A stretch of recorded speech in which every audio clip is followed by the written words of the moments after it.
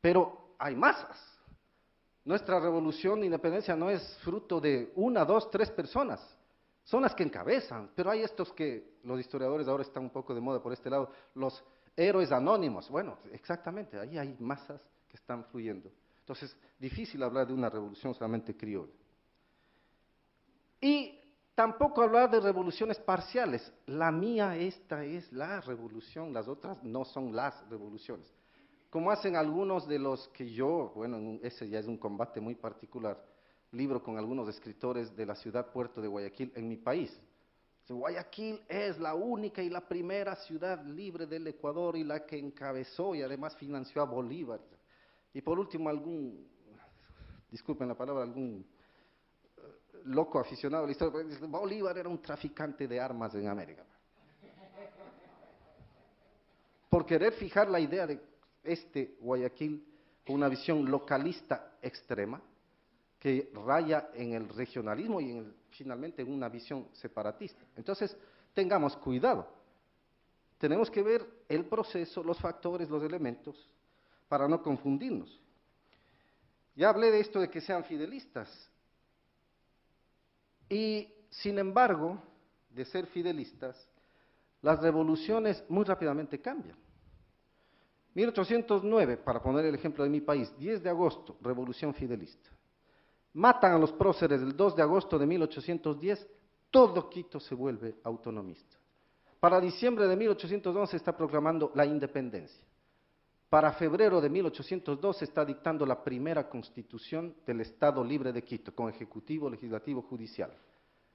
La constitución del 15 de febrero de 1812, un mes antes que la famosa Pepa Revolución de Cádiz, que claro que influye en América, pero ahí está, los procesos a veces nos fallan si no nos fijamos por dónde van.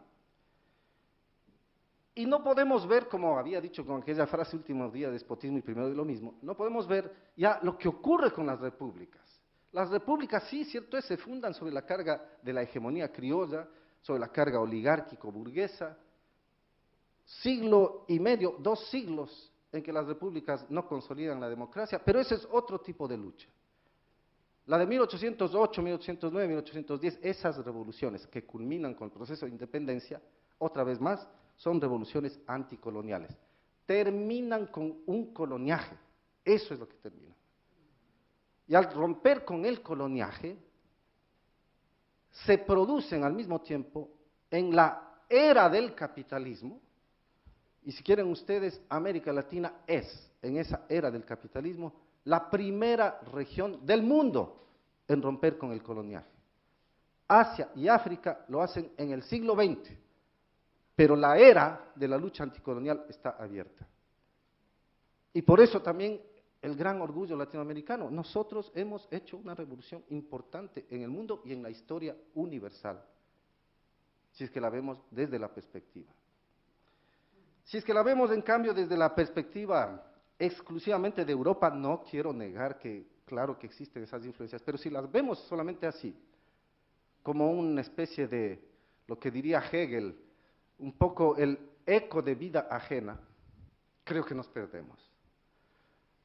Y por eso es que en el comité, en el Grupo Bicentenario, también he sido uno de los que ha cuestionado muy seriamente ese sentido de que tenemos que simplemente fijarnos una gran meta internacional para organizar este tipo de celebraciones. Fíjense la consecuencia práctica que trajo esto. Exactamente en la reunión de México, espero que se comprenda bien el asunto, que no es una crítica más allá de lo que debo decir. En la reunión de México, la CEGIF planteó la creación de una Comisión Iberoamericana del Bicentenario. Nos opusimos, no los países más radicales, no más, nos opusimos. Ecuador, Venezuela, Bolivia y Chile. Y no pasó. Y era lógico que no pase, porque un poco como que se desnaturaliza, ¿no es cierto? Desde nuestra visión, hablo como latinoamericano, un poco como que se desnaturaliza nuestra visión. vamos a celebrar unas independencias iberoamericanas. ¿Dónde queda América Latina y su personalidad propia? Subsumida dentro de un hecho mayor que también me deja mucho que pensar. Al menos, no sé si es que eso esté ocurriendo con otros historiadores españoles, pero al menos tengo el dato de un joven historiador español. A ver si es que encuentro por aquí su cita clara.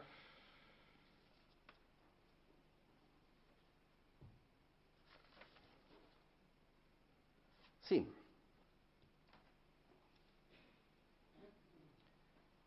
Álvaro Durantes incluso sale por los fueros, voy a leer esta parte, incluso sale por los fueros del orgullo español y sostiene que la guerra hispano-francesa entre 1800 y 1814 no debería considerarse de independencia propiamente dicha, pues España no fue una colonia de Francia, ni transfirió su soberanía, por lo que cabría abordar otra denominación al momento de conmemorar el Bicentenario español. Interesante, y muy interesante la posición. En cambio, nosotros sí fuimos colonia, no teníamos soberanía, y la idea, por eso, uno de los conceptos fundamentales que se moviliza a la época de nuestra independencia es el de soberanía de la nación. Independencia, un poco más tarde. Representación de los pueblos. Autonomía, sí. Pero si es que nos perdemos, algo así, otra vez vuelvo a los anales, si nos perdemos en la visión de amplio plazo, entonces la independencia queda reducida a la fase de las juntas, la fase de antecedentes, la fase del choque, tal. No, es un proceso de lucha anticolonial en América con sus distintas fases. Esa es la perspectiva que nosotros introducíamos. Y desde luego en esa perspectiva quiere decir que compartíamos también con la propia España aspiraciones universales de libertad. En España no me parece, entiendo el planteamiento, pero tal vez no me parezca tan preciso decir solamente crisis de la monarquía española. Me parece que ahí hay mucho más que eso, porque hay una carga de lucha nacional por la soberanía, contra el usurpador extranjero, contra la ocupación. Entonces, ahí estamos los americanos también participando de un proceso de liberación, de lucha mundial. No estamos en una época de cambios, sino que estamos en un verdadero cambio de época, que es distinto lo que estamos viviendo en todo el mundo, España y América Latina. En España están participando varios de los más ilustres próceres y patriotas libertarios de América. Otra vez, para hacer referencia a mi país, en Cádiz le tienen a José Mejía Lequerica como uno de los más grandes diputados en las Cortes de Cádiz. En nuestras revoluciones también participan españoles, a su vez portugueses y europeos, etcétera, etcétera. Unas cortes tan importantes, tan magníficas como la de Cádiz, provocan incluso en nuestros días contradicciones e interpretaciones. Uno de los historiadores más conocidos y reconocidos en América, el investigador Jaime Rodríguez, dice que la Constitución dictada por las Cortes transformó el mundo hispánico, pues no fue un documento simplemente español, sino también americano. Agrega Rodríguez que dicha carta creó un Estado unitario con leyes iguales para todas las partes de la monarquía española, que ella superó a todos los gobiernos representativos existentes como los de Gran Bretaña, Estados Unidos y Francia, y que significaba una democratización sin igual del sistema político. Eso dice él. En cambio, otro investigador, que se llama Mario Jaramillo, sostiene lo siguiente, dice: a pesar de la estirpe liberal de las Cortes, fue ostensible el recelo hacia las opiniones provenientes de América y la discriminación de que fueron objeto las propuestas de sus diputados. Las decisiones se tomaron mayoritariamente en virtud de la conveniencia peninsular, sin contemplar ni atender las circunstancias propias y específicas de los territorios americanos. Prevaleció la óptica de la metrópoli. Bueno, entre esos dos criterios, un poco con qué quedarse. No con las interpretaciones actuales. Tal vez quien vivía esos momentos, la radicalidad de lo que estaba ocurriendo, pueda salirnos en el auxilio. ese es precisamente Francisco de Miranda el precursor, que en esos años publica el periódico El Colombiano, son 5 números cortos, pero que al decir de esta historiadora venezolana Carmen Borges dice: impreso con el deliberado propósito de ser enviado a América, el periódico asume como objetivo fundamental el de contrarrestar las noticias oficiales de la Junta de Gobierno Central primero y luego del Consejo de Regencia y las Cortes de Cádiz, que ellos hacían circular en las colonias para tratar de mantenerlas bajo su control y recabar de ellas el apoyo material necesario para mantener la lucha contra los franceses. Mediante el desmontaje de ese discurso y mostrando la realidad de los acontecimientos, el colombiano pondrá en evidencia la falsedad de la proclamada igualdad entre provincias de América y provincias de España, que interesadamente manejaba en esas difíciles circunstancias el gobierno español, mientras que paralelamente ofrecerá sólidos argumentos para demostrar la necesidad de independencia definitiva de la América del Sur. Es otra posición y a su vez radical en esos momentos. Otra vez más, espero que no se resientan, no reaccionen mal con el análisis, simplemente es la idea. ¿Cómo se generan las contradicciones? No solo en nuestra época, sino en la misma época de la independencia. Algo así como lo que siguen haciendo algunos de los historiadores guayaquileños frente a Quito. Dicen, la revolución del 10 de agosto de Quito no es revolución de independencia. ¿Por qué? Porque en el acta que suscribieron los quiteños, primero, no aparece la palabra independencia en ningún lugar, no hay. Y segundo, lo que proclaman es fidelidad al rey. Por tanto, esa es una revolución monárquica pro rey, no tiene nada que ver con independencia. Bueno,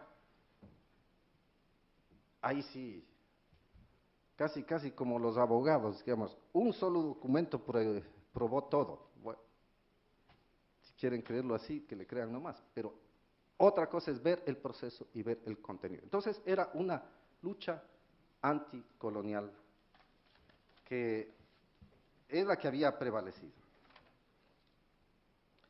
Sobre esas bases,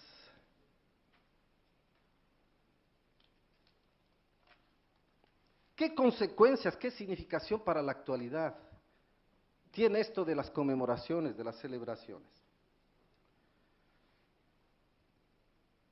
En primer lugar, en un mundo globalizado, en el que prevalecen los criterios de la economía de mercado, los tratados de libre comercio, las relaciones fundamentadas en la libre y absoluta empresa privada, en un mundo como el del Ecuador y América Latina, que en los años 80 privilegió un modelo que nosotros le identificamos como modelo neoliberal.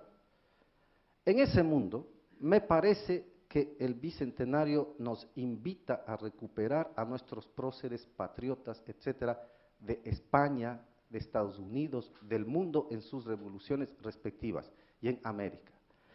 Si nuestros próceres, otra vez para poner en manos de mi país, si los próceres del 10 de agosto se ponían a pensar en las consecuencias económicas de la Junta, no había independencia.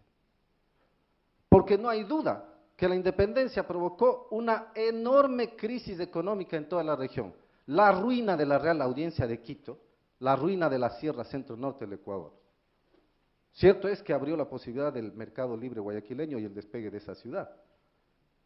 Pero si los próceres pensaban crematísticamente, no hay independencia. Entonces yo creo que es un valor a recuperar para el mundo contemporáneo. Más allá de los simples resultados económicos, que el Producto Interno Bruto crece, que hay exportaciones, etcétera, etcétera, están los valores humanos históricamente demostrados como válidos, por los cuales uno puede luchar y saber que la historia nos acompaña, vence y va adelante. Los valores superiores de la humanidad siempre han vencido la historia, por más que por debajo estén algunas piedras de por medio.